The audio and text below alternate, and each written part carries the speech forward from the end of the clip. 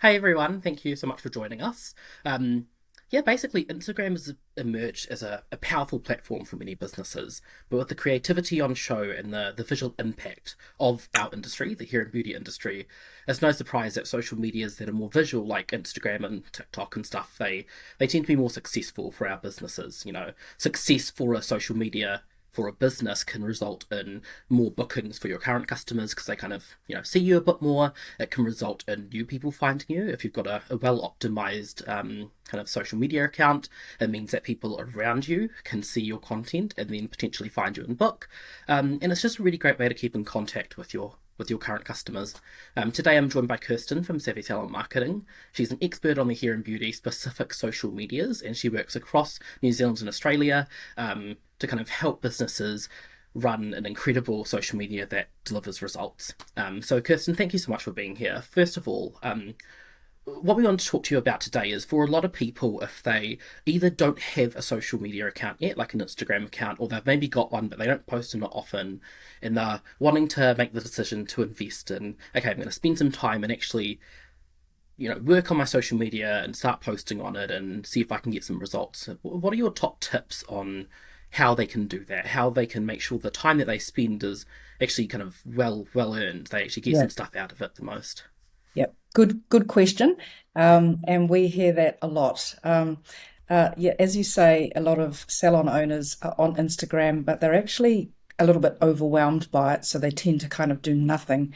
And it can feel overwhelming when you have this pressure and expectation or perceived pressure and expectation that you have to post multiple times a day and you have to have magazine quality images or full scale production videos or anything like that. But actually, you don't.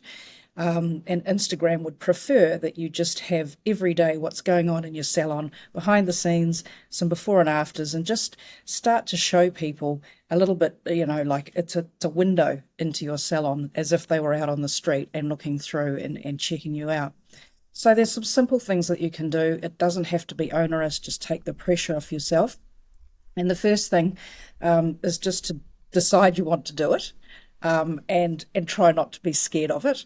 And if you just start there and just say, okay, I'm just going to post once a week. That's all I'm going to do. I'm just going to choose a Wednesday at 10 o'clock, and that's when my post is going to go live, and it's just going to be an image, and that's it. Um, get into the rhythm of just doing that. And obviously, the results aren't going to come, you're not going to have clients flooding through your door as a result of one post a week. But it's a good place to start. It's like anything. It's like learning to drive. Just start slowly. There's a lot of things you Yeah. have to think about. You're on social media. Everyone's telling you you have to do this and you have to do that, but you don't. So just set a posting schedule. And it might be that you post twice a week, three times a week, once a week. It doesn't matter, but just get into the rhythm of choosing a day and a time on that day and then post something. So obviously the next question is, what am I going to post? And that's another big question that we get from salon owners. They'll sit there, stare at a blank screen, and they'll go, "Oh, I just have no idea." But actually, when you start to think about it, you do have a lot to post about. There's a lot of rich information sitting inside a salon, just waiting to get out on Instagram. You can actually have meet the team. You can have individual shots, and just talk a little bit about, hey, this is such and such, and he or she love doing this particular treatment, and this is what they do in their spare time, and they have a pet or something like that. So it's just introducing your team and letting people know who they're going to be seeing when they come to the salon. You can do a quick video walkthrough. You just pick up your phone and just do a quick walk through the salon, and just put that up. You don't even have to talk. You don't even have to do anything. But you could actually just add some music to it. So we'll get to that in a minute. You can show before and afters. You can hold a product and you can just do a thing. You don't have to be a big TikTok dancer or anything like that. But there are features inside the app. One's called a boomerang feature where you can just, it shows you, well, it actually does the action for you. Um, there's numerous things that you could post about. You can showcase a product, you can showcase a treatment, you can have a client testimonial. So the key to this part of it is to actually just list down some topic categories. What are some key areas of my salon and my business that I want to showcase on social media. So when you do come to choosing what your post will be, at least you've got a starting point. You've got a list of things to go to. And what some people do is they plan it. They go, okay, for the next month, I'm going to do however many posts a week. They decide what the topic of the post is, and then they just sometimes build all the content and then just schedule it and post it. So the key is just kind of getting into the rhythm of it, and trying to find a system or a way of making it as less onerous as possible. So that's kind of that side of it. And saying that, I do say that you don't have to be perfect and it needs to be every day, but you do need to have a degree of quality about what you post. So if you post a picture that's grainy or fuzzy, that's not overly helpful. And if you think about it yourself and you're looking at other people's images on social media, you tend not to gravitate towards the images or videos that are poor quality. So, but in saying that, how bad can it be? Yeah. It doesn't have to be perfect, and we can all take a quick snap with our phone and get that up. So, but just remember the quality over quantity. The other thing is also is you hear about all these apps and software programs where you can go and develop all your posts and optimize them outside of the Instagram app. But actual fact, the Instagram app is actually quite powerful itself. So if you actually create your content inside the app on your phone, there's so many features there, and Instagram will reward you for doing that. So yes, you can actually use Canva, and those are the everyday tools that people use to create artwork. That's fine.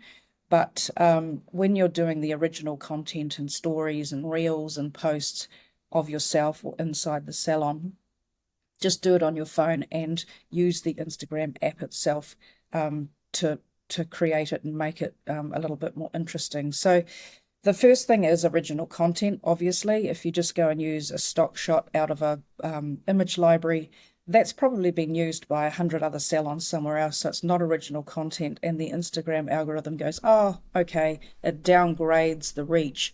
Whereas if it's you and it's original, they're promoting that. They go, oh, I'm going to send that out and let more people see this. So you kind of get punished by the algorithm. And in fact, underlying everything that we're talking about here today is the algorithm, and it's the algorithm you have to try and satisfy to get your content out in front of the people who are most likely to come to your salon, which is probably in a 10 or 20 kilometre radius of your salon. So original content. I just said creating your content within the app. So that's just a matter of playing around with the different features and the different formats. So you've got posts, reels, and stories. Just play around with the different formats. You can put GIFs and music and links to your website, and there's all sorts of things you can do from inside the app. And you can't make any mistakes. So I guess the worst that you could do is send something live, but if you didn't mean to, then you can just go and delete it anyway. So, nothing is lost. The other thing we hear about also is hashtags. And the thing with hashtags is that they are telling the Instagram algorithm something about you, and where you want your content to go, and in front of who you want your content to go. So you might have hashtag name of your salon, hashtag geolocation is always really good. So always hashtag where you are, even the street that you're on. And just get a bit creative with hashtags. Just create a little set of, say, 10 to 20 hashtags. Just go find some hashtags that are related to your salon, your treatments that you do, the area that you're in, the interests that your clients have, like fitness and dogs and coffee and cats and pets and mums and all sorts of stuff, and just play around with that. There are analytics inside the Instagram app that will tell you what's working and what isn't. So it does take a bit of time to sort of sit and look and think, okay, I don't think that hashtag worked, or this one was really good, but there is analytics in there. But yeah, so tag your location all the time, because otherwise, if you're not tagging your location, people don't know that you're in their area, but then you risk going out to another country or hitting, the feeds of people who will never walk into your salon. So you might have an amazing post, but if you don't have good hashtags, then it may lose its impact that way. The other thing is to have trending sounds, and that's also inside the app. So it's just there. You go to the music function, and you'll know yourself if you are on Instagram, you'll hear the same music over and over again on different reels and things. You go, why is everyone using the same music? And that's because it's trending and Instagram's pushing it out. So you may or may not want to use that, but using trending sounds for your reels is a good idea.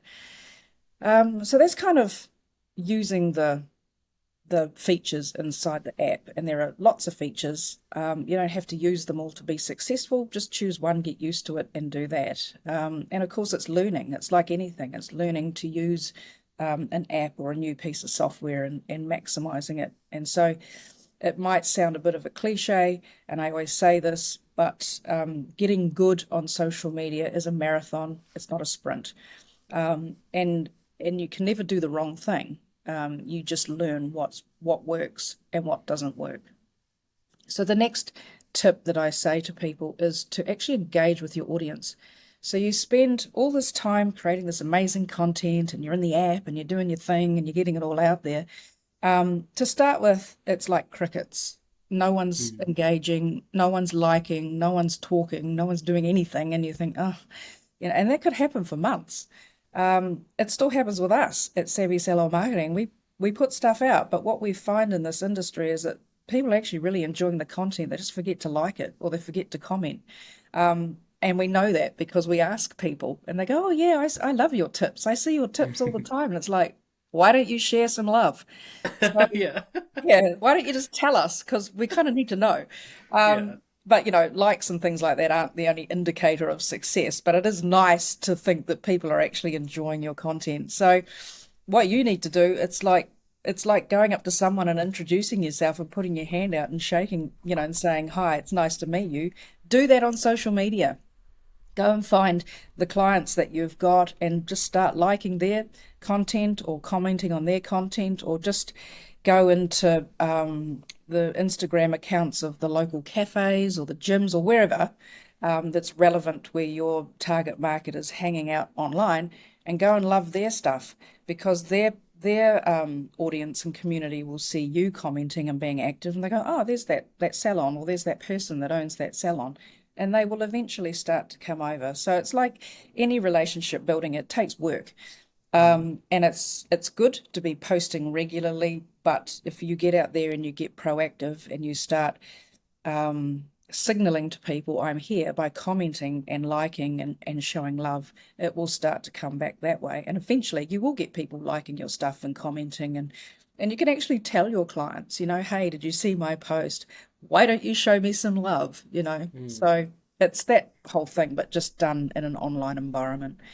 And then the final thing, I touched on it before, is just sort of monitoring and analyzing performance. And most people go, oh, grown, I'm not interested in analytics. It's just boring and dull. And as long as I get some followers and some likes, I'm okay. And that's fine. If you don't want to analyze your data, you don't have to. But it is there inside the app, and it tells a very interesting story, because you can put something out on social media and think, oh, this is the most amazing piece of content. Everybody's going to love it. And then no one does. And then you can put something out that you think is mediocre, and you go, oh, yeah, and then everyone loves it. So you just don't know. You're not your target market, they are, and you have to take the direction from them. And the way that you find that, obviously, is through comments or people telling you, is through the analytics and the performance. And I mean, it is a whole science behind it, and we have a whole team here at Savvy looking at everybody's analytics. So it's not like you want to spend that amount of time, but if you want to get serious about Instagram, then just go in there and have a look at a time period over the last month, and have a look at how all your posts performed, and go, okay, well, that one was really good. Why was that one good? Was it the content of the image? Was it what I wrote? Was it the hashtags? Was it the day, the time?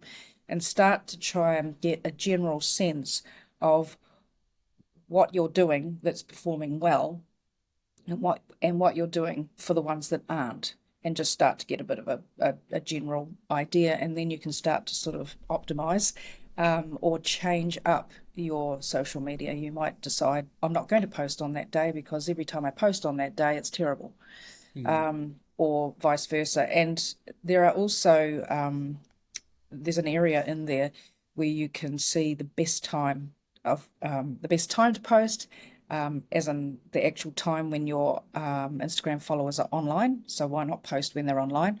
And the best days. So, you know, we've sort of moved from starting out, which was your question, and we've gone right through to analytics. And so, there's a lot in between just starting out with one post, and getting in the rhythm of that. But even if you're just doing one post and you go into the analytics inside the app and have a look and go, how did I go? Mm. It just tells an interesting story. So that it's a huge topic, particularly if you are starting out. But just take a systematic approach and just start, gathering content ideas, getting that posting schedule going, having a think about, making sure that there's a certain degree of quality, so that you're not sending out, poor lighting or grainy images or things like that. But it doesn't have to be perfect. Think about how you can use the Instagram app and just start playing around with the different features and things like that. Nothing goes live until you push send, and even if you do, you can always delete it if you didn't want it to be there. No one will see it, and if they did, it's gone anyway. Mm. Spend 5 or 10 minutes a day just engaging with your audience or reaching out to people, going into groups, asking questions, and just just building brand awareness through engagement. And then obviously you want to sort of spend a bit of time monitoring. So those would be my top tips if you're starting out, and even if you're not starting out, it's just a good reminder that just think about what you're doing on a daily, weekly basis and how you can optimize your Instagram account and get your awareness up. Cool. Awesome. Well, thank you. Yeah, I had two things to kind of that I thought about once you were talking.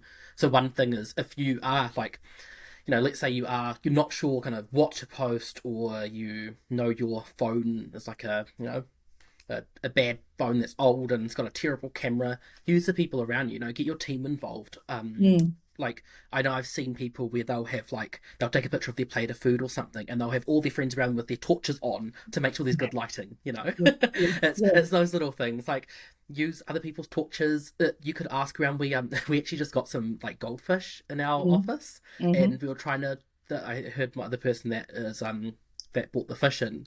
He said like, "Who's got the best phone with the best camera? Because we need to get like the best shots of these fish." It's just like just ask someone like, "Oh, do you have like the newest iPhone? Can I borrow your phone for a second? I just want to take a Mm. quick Yep. picture and send it to myself so it will look beautiful." With Yes. that with the fancy new camera.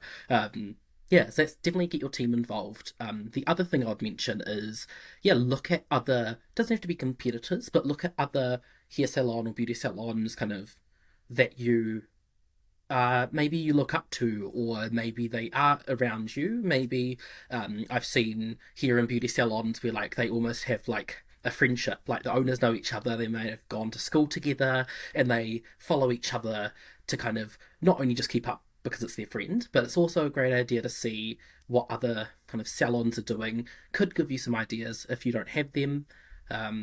Yeah, so that's kind of my Yeah. two little tips You're to add quite, in. Yeah. you're quite right. And also it helps if you pick a theme. You might just, Yes. you might have a theme for the month and go, look, this month we're just all about, um, you know, blondes, or Yeah. this month we're all about hydration or something like that, whatever it might Mm, be, and just post around a topic like that. So that makes it a lot easier. yeah. Also, just to your point about getting the team involved, which is an excellent idea. Also, get your clients involved. Clients Mm, love to help. yes. They love you. Yeah. That's why they come to you, and particularly your loyal clients. And just do a quick testimonial. Hey, I love such and such because of this reason. Boom, up on Yeah. Instagram. And so, yeah, I mean, when you do spend a bit of time and start to think about it, it takes away first the fear. Mm, And then once you know what you're going to post about, you just go and create it. And, but yeah, and it is nice to have quality images because obviously you're competing in that whole environment where, um, you know, people expect a higher level of quality, but it doesn't have to be perfect. So we're all too hard on ourselves. What Yeah. we think we see, what we think we see probably isn't even there. Mm. And, I know that clients of salons love to see their salon doing stuff on social Yes. media. Mm. I don't know if it's the loyalty thing or quite what it is, but and they love to get involved and they love you to be successful because they want you to succeed because you're their salon. So yeah, and just I mean try and have fun with it. I know a lot of people just go, I haven't got time, which is true. Everyone's Mm. time poor, but often it's the fear of expectation at having to produce quality, and it might be you assign someone to it in the salon. It doesn't have to be you, the owner. Um, and as you say, there are some fantastic salons out there doing amazing content. Just find them and see how they do it. What is their theme? Have a look at their hashtags. Just have a look at the style and the way they do it, and then just choose a style for yourself and just get going. Yeah. Perfect. Well, thank you so much, Kirsten, for being here and talking to us, Yes. sharing your incredible knowledge. If people want to learn more about what you guys do, where can they find you? So on Instagram, you go Yeah. to Savvy Salon Marketing. And also we have an ebook which is free for download and it's called The Salon Owner's Guide to Instagram Marketing. It's quite a comprehensive manual, but not complicated, and it will take you through the 15 things you need to know and do to be successful on Instagram. If you download that book, you will have to give us your email, but we will not spam you. What we will do is we will send you a series of emails with very actionable tips that say, do this to your bio, do this for a post, and it Mm. will walk you through the process. So Yes, we've awesome. had over 500 people download it now, and we have had a lot of feedback of people saying this is actually incredibly helpful. Yes. So, yeah, it is a good resource if you're starting out and looking for some inspiration. Perfect. Well, thank you so much. Yeah, I Thank hope you. you all enjoyed this live. If you have anything else, comment down below. We'll also link the ebook in the comment section below or on our blog. You'll find it anywhere on our social media, on our link in bio and Instagram. You'll Yeah. find it. We'll post it everywhere. Yeah, I hope you guys will live an awesome rest of your day. You can follow us at Kitomba Software on Instagram and at Kitomba on Facebook. And yeah, I hope you all have a good day, and we'll see you later. Bye.